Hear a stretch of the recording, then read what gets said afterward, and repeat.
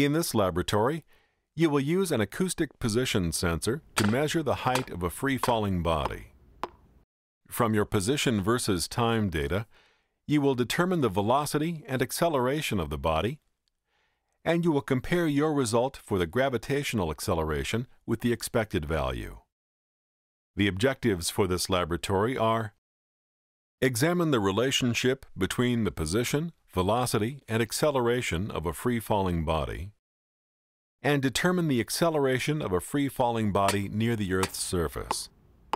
To conduct your experiment, you will use a rubber ball, an acoustic position sensor system, a wire screen to protect the sensor, and a meter stick.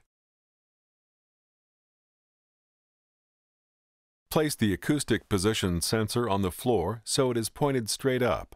The position sensor system will measure the height of the ball as it is dropped above the sensor. Cover the sensor with a wire screen to prevent it from being struck by the ball. Program the sensor to provide graphs of height versus time and velocity versus time at a rate of 20 Hz. Place a meter stick near the sensor to measure the approximate height from which you will drop the ball. Make sure the meter stick is not so close to the sensor that it interferes with its measurements.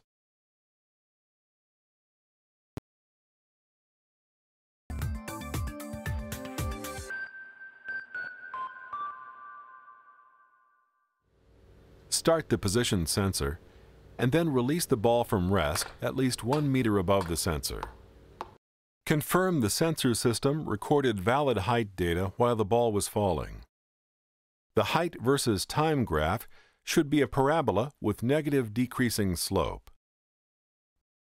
The velocity versus time graph should be linear with a negative slope. Create and plot a least squares fit of a second-order polynomial to the height versus time data, and a least squares fit of a straight line to the velocity versus time data. Next, you will examine the relationship between the slope of the position curve and the velocity. Select and record an arbitrary time at which the position sensor system recorded a data point on the height versus time graph. Construct a line tangent to the fitted curve at that point. Determine and record the slope of the tangent line. From the velocity versus time graph, determine and record the velocity at the same time that you selected for the tangent line. The value will be negative because the ball was falling in the negative y direction. According to the theory, the slope of the position graph at any specified time should equal the velocity at that time. Determine and record the percent difference between the slope of the height versus time curve at the selected time and the velocity at the same time. Next, you will examine the relationship between the displacement of the ball and the area under the velocity curve. To analyze the displacement of the ball during its fall, select and record initial and final times at which the sensor system recorded points on the height versus time graph. From the height versus time graph, determine and record the initial height and final height corresponding to initial and final times. Subtract the initial height from the final height to determine the displacement of the ball as it fell during the time interval you selected. The displacement will be negative because the ball fell in the negative y direction. Use the position sensor system to calculate the area under the velocity versus time graph between the initial and final times that you selected. The value of the area will be negative because the velocity graph lies below the horizontal axis.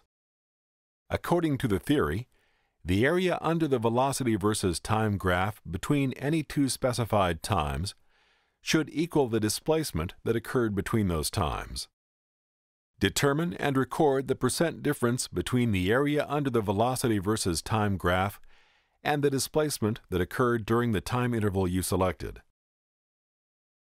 Next, you will examine the relationship between the slope of the velocity curve and the acceleration, and you will determine an experimental value for the local gravitational acceleration.